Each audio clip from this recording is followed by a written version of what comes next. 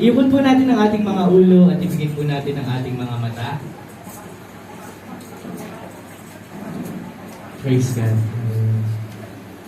Ama na makapangyarihan sa lahat, maraming salamat po Panginoon sa araw na ito. Sa oras po na ito na ibinigay niyo po sa bawat isa upang kami ay makapagsama-sama dito po sa Smyrna Christ Church.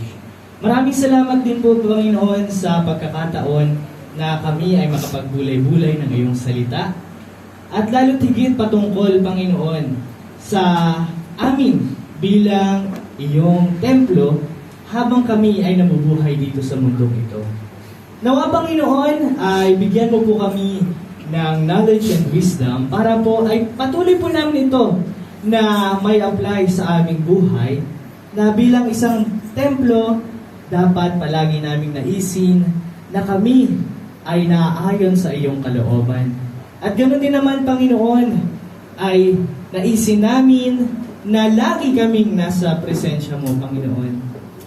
Ganun po, Panginoon, ang nais namin at nawa, gabayan mo po kami sa aming buhay sa pang-araw-araw dito sa mundong ito. Panginoon, ipinagdarasal din po namin ang mga tao na hindi pa po nakakarinig ng iyong mga salita o maaaring nakarinig po ng iyong salita, ngunit hindi pa po sumasagot sa iyong mga tawag, Panginoon.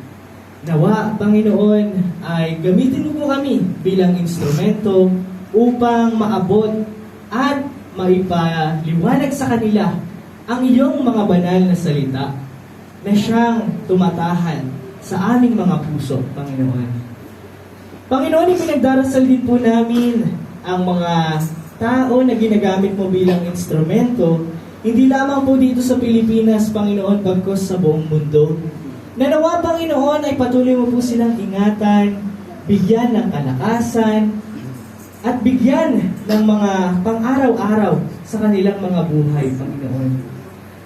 Ganon din po, Panginoon, nawa, ipinagdarasal po namin na, Panginoon, nawa hanggang sa huli, ay tulungan mo po kami na maging malakas, hanggang sa kahuli-hulihang tao na makarinig ng iyong salita, Panginoon.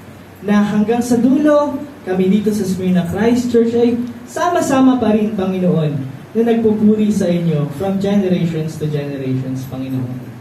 Maraming salamat po.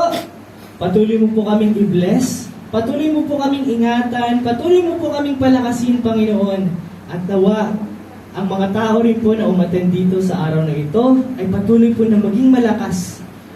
At patuloy na naisin ang iyong presensya, Panginoon. Maraming salamat po. Ito lang po ang aming samot dalangin sa matamis na pangalan ni Jesus na aming tagapagligtas. Ang lahat ay magsabi ng Amen.